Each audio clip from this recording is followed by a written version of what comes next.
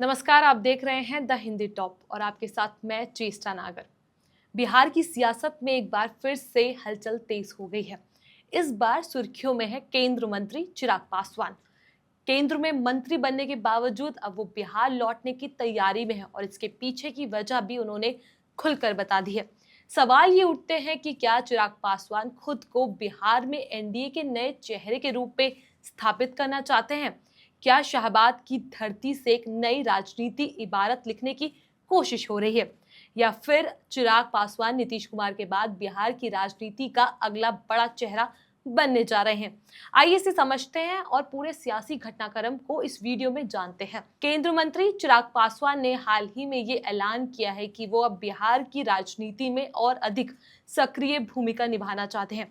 ये ऐलान अचानक नहीं था, इसके संकेत उन्होंने पहले ही दे दिए थे। अब ये भी साफ हो गया कि वो किसी सामान्य सीट से विधानसभा चुनाव लड़ेंगे, यानी वो अब सिर्फ दलित या पासवान वोटों तक सीमित नहीं रहना चाहते, बल्कि खुद को पूरे राज्य के नेताओं के रूप में स्थापित करने की कोशिश कर रहे हैं। चिराग पासवान का कहना है कि बिहार का विकास उनकी प्राथमिकता रही है और वही कारण है कि अब वो केंद्र की राजनीति से ज्यादा राज्य की राजनीति में योगदान देना चाहते हैं। इस बयान के बाद राजनीतिक गलियारों में चर्चा तेज हो गई। अब तो उनकी पार्टी की ओर से 8 जून को शाहबाद क्षेत्र के आरा में एक बड़ी जनसभा आयोजित की जा रही है। इसका नाम है नव संकल्प महासभा। अब सवाल ये उठता है कि आखिर शाहबाद क्षेत्र को ही क्यों चुना गया? दरअसल 2020 के विधानसभा चुनावों में शाहबाद के 4 जिले भोजपुर, रोहतास, कैमूर और बक्सर यानी कुल 22 विधानसभा सीटों में से एनडीए को सिर्फ 2 सीटें ही मिली थी। बाकी 20 सीटों पर महागठबंधन ने कब्जा जमा लिया था। 2024 के लोकसभा चुनावों में भी शाहबाद की चारों सीटें महागठबंधन की झोली में जा गिरी थी। जाहिर है कि ये इलाका महागठबंधन का गढ़ बन चुका है।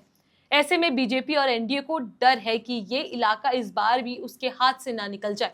हालांकि अभी ये कहना मुश्किल है कि यहाँ चिराग को आगे बढ़ना एनडीए की चाल है या फिर चिराग का इस क्षेत्र को टारगेट करना खुद को एक राजनीतिक दाव है, ताकि ये खुद के बलबूते एनडीए की वापसी कराई जा सके, खासकर दलित वोटों के दम पर। दरअसल नीतीश कुमार उम्र और सियासी पकड़ दोनों लिहाजे से अब ठहराव की ओर बढ़ रहे हैं। बीजेपी के पास बिहार में कोई ऐसा बड़ा चेहरा नहीं है जो लोकप्रियता और जाति संतुलन दोनों के साथ साध सके।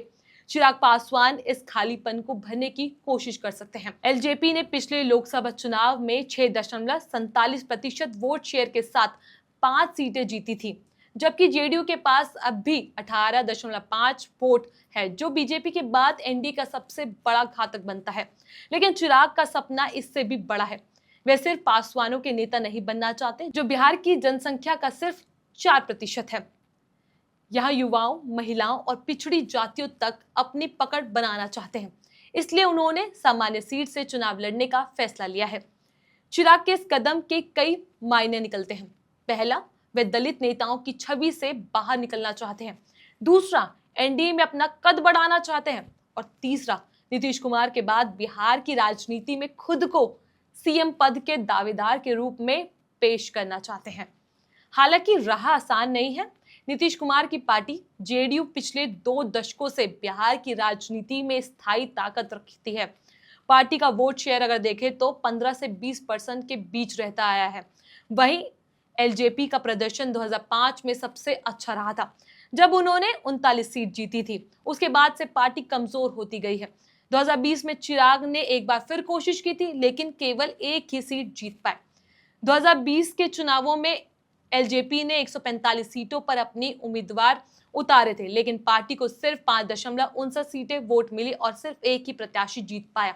वहीं भाजपा को 19.46% वोट मिले और वहां 74 सीटें जीतने में सफल रही।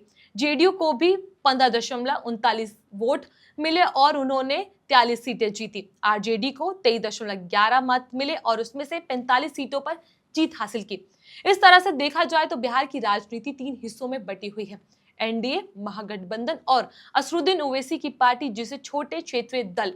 इन तीनों हिस्सों के संघर्ष में चिराग पासवान अगर कोई बड़ा आधार बनते हैं तो एनडीए के भीतर एक मजबूत खिलाड़ी बन सकते हैं। फिलहाल चिराग पासवान अपनी रणनीति के तहत हर कदम सावधानी से रख रहे हैं। शाहबाद जैसे चुनावी पूर्ण क्षेत्र को चुनना और वहां से जनसभा करना ये दिखाता है कि वो अब जोखिम लेने के लिए पूरी तरह से तैयार है। और अगर वो इस क्षेत्र में असर डाल पाते हैं तो 2025 के विधानसभा चुनावों में एक नया समीकरण देखने को बनेगा। तो कुल मिलाकर ये साफ है कि चिराग पासवान अब सिर्फ रामविलास पासवान के बेटे बनकर नहीं रहना चाहते, बल्कि खुद को बिहार की सियासत का अगला बड़ा चेहरा बनाना चाहते हैं। उन्होंने शाहबाद को अपना रण क्षेत्र बनाकर ये जता दिया है कि वे अब हारने या पीछे हटने के मूड में बिल्कुल भी नहीं है। लेकिन क्या बिहार की राजनीति उन्हें एक नई राजनीति धुरी के रूप में स्वीकार करेगी?